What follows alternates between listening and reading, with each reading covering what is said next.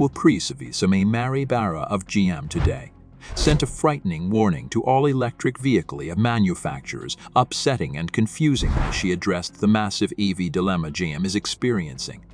Mary Barra, the CEO of General Motors Company, was the daring one 5 years ago. Underpinned by a new battery pack, the business now calls Ultium, she unveiled a plan to spend $20 billion building a fleet of electric vehicles, 20 types by 2023. She pledged. Investors began to see General Motors less as a relic from the 20th century and more as a formidable rival to Tesla Inc. Overnight, GM raised the planned investment in the next years to $35 billion, and by the beginning of 2021, its share price had doubled. In a way, they're forced to do a lot of cost cuts because the new labor contract is going to cost them an additional $9 billion over the 4 years and 8 months of the contract. Meanwhile, GM lagged behind major competitors like Ford Motor Company, which debuted the Mustang Mach-E in 2019 and an electric version of its F-150 truck, the best-selling car in the US earlier this year. Korean automakers Hyundai Motor Corp and Kia Corp have made significant headway with 2 electric vehicles that cost little more than $40,000. Additionally, Volkswagen has launched 2 vehicles for international markets as the first of an ambitious lineup of cars built on its own EV platform, although Chevrolet unveiled an electric version of the formidable Hummer late last year, and the electric Bolt compact in 2016, Ultium has been sluggish to provide results so far. The corporation is only following a more calculated approach. According to the GM believers, and its main building blocks are factories and a platform specifically designed for electric vehicles. Now that Barra's first Ultium battery facility has started for business this month, and the second is scheduled to launch late in the next year, GM is betting on a wave of electric vehicles to win over buyers. Electric versions of the company's best-selling Chevy Silverado truck and later the tiny SUV Equinox are key components of her strategy. GM claims that the $30,000 price tag for the electric Equinox will make EVs more affordable and less of a toy for the affluent. Hertz has committed to purchasing 175,000 of GM's various EVs by 2025. Barra asserts, "I'm sure we're in a leadership position." Ultium, according to GM, is actually about transforming the auto industry. The business claims that competitors were quicker to launch, but would take longer to build a complete fleet since they essentially changed current models to manufacture EVs. The Ultium battery, which comprises the vehicle's floor, can be snapped together in a variety of configurations, like Lego bricks, to create anything from small cars to Hummers. This feature alone enables the business to cut the time it takes to design a new model in half. According to analysts like Bank of America and LMXC Automotive, GM might overtake other automakers in the US in terms of sales of electric vehicles as early as 2025 and as late as 2028. Previous efforts were not very successful. In 2012, GM began talking about a new vehicle named the Bolt and partnered with LG, a manufacturer of batteries based in Korea. However, GM veterans were hesitant until then. CEO Dan Ackerson gave them the go-ahead and assigned engineer Mary Barra, who had previously worked in human services, to manage the project. Ackerson took inspiration from Henry Ford, who began working on mass manufacturing of automobiles when American highways were hardly more than dirt tracks, despite the underwhelming sales of GM's prior plug-in models. It was a dogfight, the Bolt, says Ackerson. But you have to plan ahead sometimes. From the beginning, Barra expected the most of her staff.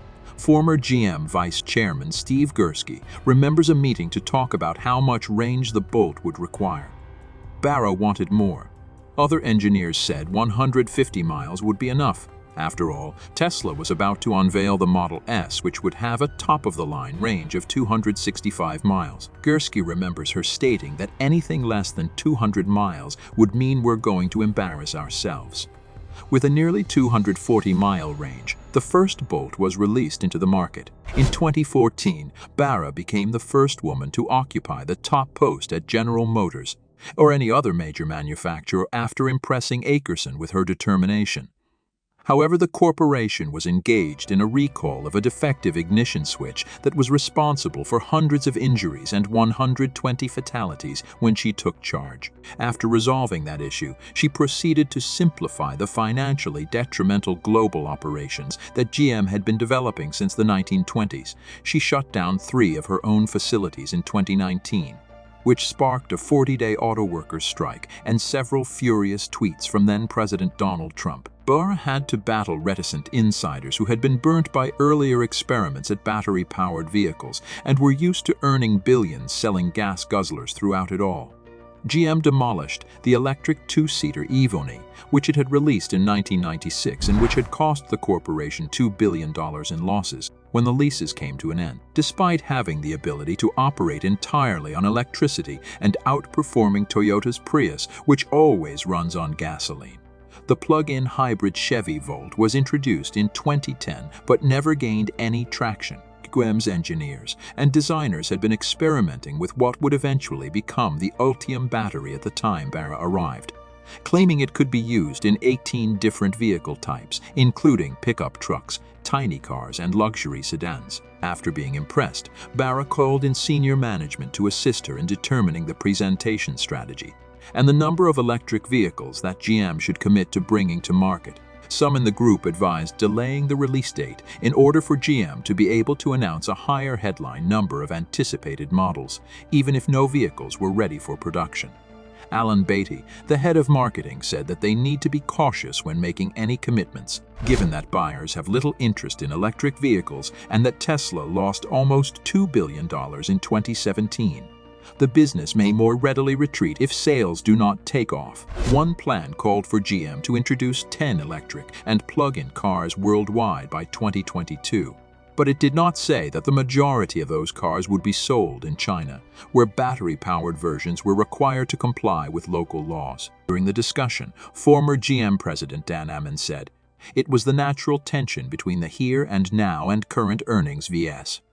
investing for the future." Ray Wirt, a public relations director, made the case at the conclusion of the conference that GM need to reveal a larger lineup of vehicles and declare that GM believes in an all-electric future. In answer, Barra said, "I'm not sure we do." Almost simultaneously, Ammann said, "But we don't." The conference ended without a decision. Barra later came by Wirt's conversation with GM President Mark Rios to inquire about Wirt's belief in an all-electric future. Rios, a lifelong GM employee who has a fondness for racing in Corvettes and Camaros, said, "Actually, I do," adding that it would provide GM with a clear-cut goal to concentrate on and that the business would eventually have to get there. She said, "If you're in, I'm in," according to Wirt. Rios advised beginning with a Hummer to demonstrate to truck and SUV enthusiasts. Rather than your average electric vehicle buyer, that battery-powered cars can also be large and powerful. The program's lead, Josh Tavel, said he could finish it by 2023. Barra instructed him to prepare it in half the allotted time. Tavel refused. Barra urged. It debuted in dealerships in late 2021, coinciding with the electric truck debut of startup Rivian Automotive Inc. "What if Mary had paid attention to me?" says Tavel. Rivian would have arrived sooner. Barra didn't have much time to rejoice. The industry was hampered by a lack of semiconductors just as Hummer manufacturing began. Toyota became the first company to win the U.S. sales title after GM suffered more than most. In addition, the Bolt's batteries had an uncommon but dangerous propensity of sparking, which prompted the manufacturer to put a 9-month hold on the model's sales. That did not bode well for GM's electric vehicle aspirations, even if the issue was unrelated to Ultium. When the battery was eventually rectified by GM, it managed to get enough chips to surpass Toyota in sales this year. However, feelings had become sour. Despite having praised Barra and GM for the previous 2 years, prominent Morgan Stanley analyst Adam Jonas downgraded the shares in February, stating that the risks associated with carrying out the Ultium plan were more than we previously believed. Barra does not bow. During a recent investor QA session, she said that the market still doesn't completely get her approach. She's certain it will once the Ultium cars. At least 6, ranging from 3 mass-market Chevys to a $60,000 Cadillac Suev dubbed the Lyric, arrive in stores. I don't think people realize the power of Ultium when they look at General Motors and the EV revolution we're right in the middle of, she said. There are no concessions. Do you believe Mary Barra is capable of preventing GM's demise? Should GM give up on EVs entirely in favor of gas-powered vehicles? Tell me in the comments section below. I have published a video with significant information that might harm the EV market as a whole. If you want to be genuinely surprised by what's going to happen with EVs, definitely check it out.